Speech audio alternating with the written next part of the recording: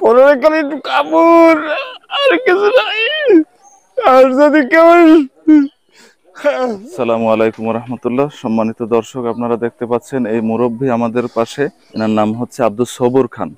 গতকাল সন্ধ্যার পরে এনার ঘরে আগুন লাগছে যে কোনো একটা সমস্যার কারণে। এখন ইনি আর্থিকভাবে অসচ্ছল হয়ে পড়েছেন, আপনাদের সহযোগিতা কাম্য। এখন এই মুরব্বী, আচ্ছা মুরব্বী, ঘরটা কিভাবে আগুন লাগছিল একটু বলবেন? আমার ঘরে আগুন লাগছে, আমি ইফতার করছি, ইফতার করে বইছি, বর পরে আমি যাব নামাজ পড়তে, তারাবি নামাজ পড়তে। তারপরে পিছনের দিকে চাইয়ে দেখি যে আগুন আর আগুন। এখন ইফতারের পরে নামাজে যাই, বেশ তো কোনো লোকজন ছিল না, কিছু না। আমি তো তোমার চিল্লা পাল্লা করছি, কোনো লোকজন পরে পরবর্তী টাইমে যারা যারা শুনছে সবাই তাইয়ে গেছে।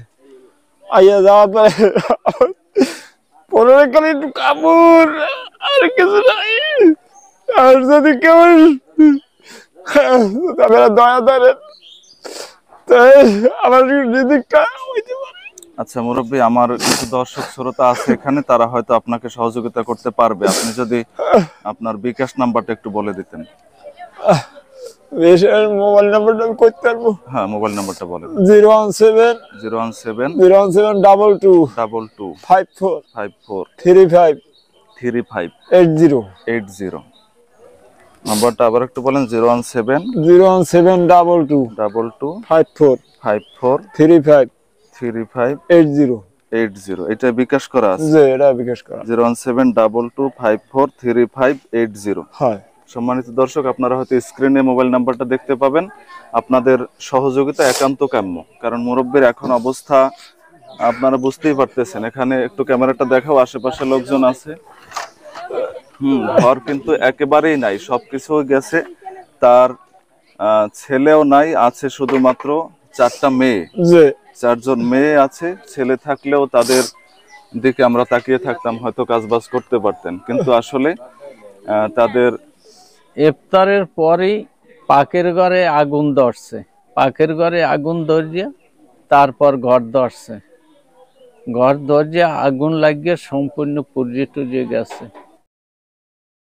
আপনারা যদি নিজেরা সহযোগিতা করতে নাও পারেন, তাও অন্তত ভিডিওটা শেয়ার দিন, কারণ আপনার একটা শেয়ারের মাধ্যমে হয়তো ভিডিওটা এমন একজন ব্যক্তির সামনে পৌঁছাবে যিনি সহযোগিতা করবেন। আর আপনার শেয়ারের মাধ্যমে যদি তিনি সহযোগিতা করেন, তাহলে হয়তো আল্লাহ আপনাকেও জাযা দান করবেন। মেয়ে জামাইর ঘর আর আমার বাতিজার ঘর এই পুড়িয়া সম্পূর্ণ ছাই হয়ে গেছে। কিছু মানুষ কয়টা কোনো রকম বাঁচছে। হাঁস মুরগা সম্পূর্ণ, কবুতর সব, সুবারি টুবারি যত সব পুড়িয়ে ছাই হয়ে গেছে। চালপথ পুড়িয়ে দুড়িয়ে ছাই হয়ে গেছে, কিচ্ছু নাই। আচ্ছা, ওনার আর্থিক অবস্থা কেমন? টাকা পয়সা আছে? না, কিছু নাই, অনেক ঋণ। তাহলে উনি এখন সাহায্যের যোগ্য, তাই তো? সাহায্যের যোগ্য। 2টা মেয়ে, অবিবাহিতও আছে 2টা মেয়ে। আচ্ছা, তাহলে তো বিয়ে শাদীতে অনেক খরচের ব্যাপার আছে। বড় হয়েছে মেয়েরা?